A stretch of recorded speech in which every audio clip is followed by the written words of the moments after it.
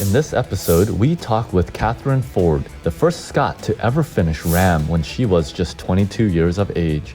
She started endurance cycling when she lost her driving license to epilepsy in 2005, and ever since then, her bicycle has been a tool for her to achieve some sense of independence and adventure.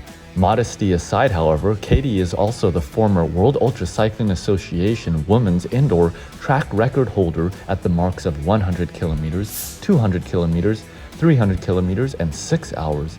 And she's a new World UltraCycling Association board member also.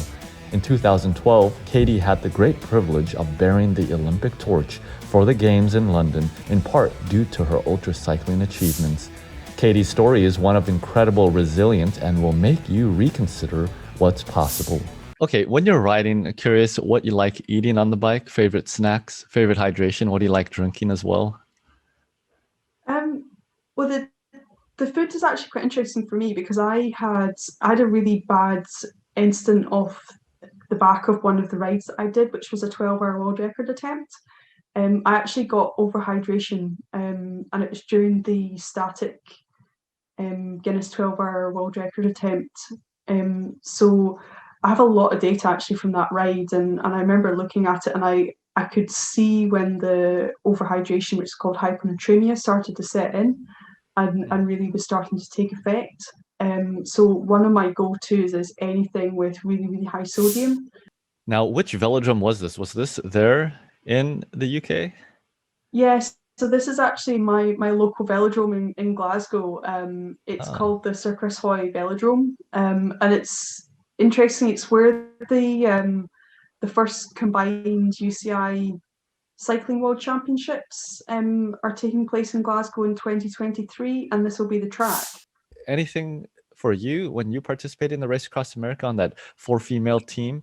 Anything that you just had no clue to expect and you were just shocked or surprised or maybe even excited to have seen out there on the roads of RAAM? Oh wow. I think there's one really strong memory that I have that I think I'll never forget as long as I live, which is when I was in Kansas. So I was doing a shift in Kansas. Now I was on the bike, and I remember the crew saying that it had been radioed into us that the time station had blown away ahead of us. And Wow. it was amazing because behind, when you're doing RAM, you obviously have your follow vehicle, so you know you're safe at all times.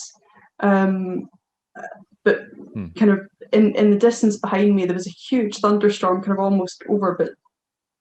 almost over our heads, but thankfully not immediately. And when you look to the north, so kind of to your left as you're riding straight, there was a tornado line in the distance, and you just have no concept of how far away it was. And then I don't know if this is an optical illusion or whether it's just another tornado, but there was another one, and it looked about the same distance away to the right hand side to the south.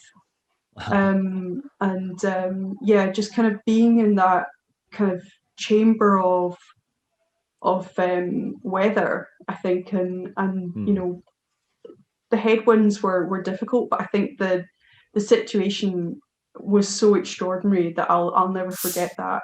Kind of talking about starting points, I did want to show this nice photo here of you actually 2012 London Olympics. Tell us about this. This looks very special. It really was, and I again, I go back to the fact that I owe ultra cycling so much. It was half of my nomination, as I understand, to carry the Olympic flame. The other half being that I was the youngest trustee on the board that was the organisation that was regenerating the 1948 Olympic Velodrome in London. But the fact that ultra cycling very much has a place in my nomination, I'm so grateful for, because it was the most incredible experience. Check out our website for a full list of episodes, our YouTube video library, and of course, follow us on Facebook to get the latest and greatest straight to your feed. And if you're on the go, be sure to download our audio episodes from your favorite podcast platform, including Spotify, Apple Podcasts, and Google Podcasts. Until next episode, Ultra Family, keep spinning Ultra.